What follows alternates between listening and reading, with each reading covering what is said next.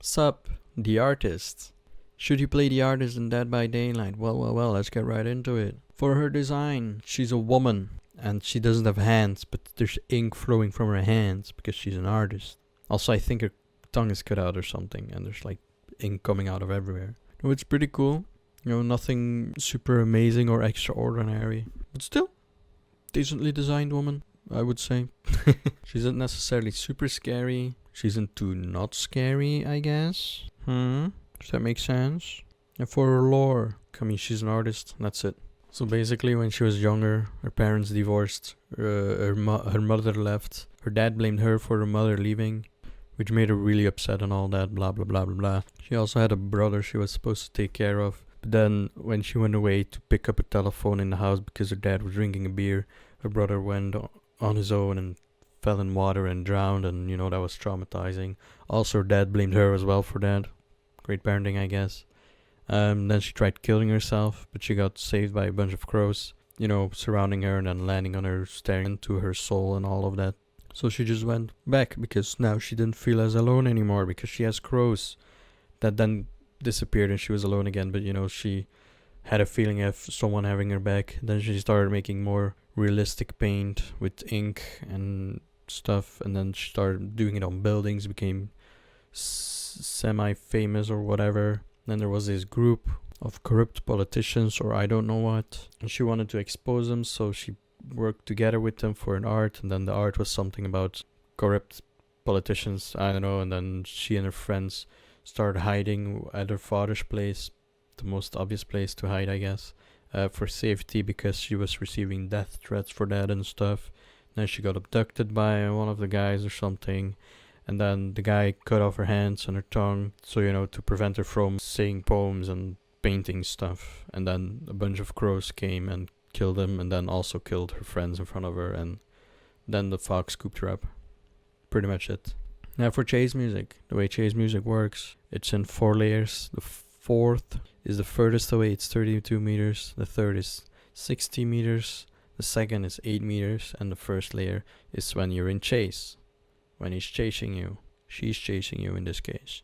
First one is nothing too intense right now. It is pretty cool, I think, but nothing too scary or extraordinary. Second one is definitely getting more on your nerves. Yeah, the second one's pretty cool. With layer 3 is indeed a lot scarier. It's giving a bit The Shining vibes. I don't know how to explain. Yeah, the third one is decently cool in it. Now the fourth one is still pretty nice, but it gives more a Dead by Daylight vibe again. Like, it wouldn't specifically remind me of any killers, like The Artist, for example. It's nothing too remarkable, but it's not bad, at least. It's okay, the fourth layer. For her power, the crow lady we're talking about now, for her power, she summoned crows. So basically you can have up to 3 crows you can put down, and then you can launch them to fly across the map. If you hit a survivor with a crow, you will see the aura of the crows, and they will also lose your terror radius and stuff, so you're a bit undetectable for other survivors if they are hit by crows. They can just swarm them away, they're like, bah, bah, bah, go away, shush, and then they go away after a while. So for powers, you get 3 crows you can summon. You can choose to summon 1, 2, or 3 crows. In between each crow, you have an amount of time before you can summon and launch the second crows. If you don't launch them, they just disappear and they charge back. For each crow extra you summon and launch, the timer for your crows to be back is longer. But knowing that the charge times are longer between crows, you have to know that if you summon 3 crows and then launch them and hit someone, they can shush the crows away.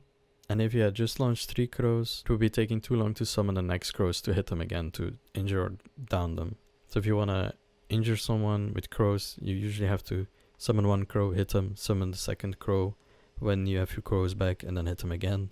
But I have seen people do this thing where they can manage to put a crow down, walk all the way up to someone to put a second crow down before the timer ends, and then later maybe even a 3rd crow, and then some crazy calculations and just hit them with a crow and then hit them again, because you can't just put 2 crows on the same spot, because there has to be at least 1 second window between crows for it to register as a hit, to injure them or down them. Also, when you put down the crows, there will be a big crow head there. If survivors walk through this, it's basically the same as getting hit. So sometimes around the pallet, You can put a crow on the path of the pallet and then just put a second crow a bit later, so that if they walk through the first one, they will get hit by the crows, and then you can launch the second one to hit them again and injure them or down them, which I find to be very handy. Now survivors, you notice if you put them down, they will usually just go to a next loop. So, you have to change your strategies. If your crows fly right next to a survivor, you will also get killer instinct on them, so you would kind of know if there's someone there, but you didn't hit them, but you were very close. This also works for people in lockers, so if you assume someone's in a locker but you're not sure, you can send crows their direction and then killer instinct will go off to confirm whether or not someone is in the locker. Playing as a survivor against her, it can be tricky. If you kind of know how she works, then usually you should be good. So, you should try and dodge the crows, obviously. If you think the crows flew too close to you and got killer instinct on you, you should be going away or hiding. If you got hit by the crows, you should really be looking out if she's coming to you or not, because you won't due to the terror radius being gone. But you should get the crows off you as fast as possible.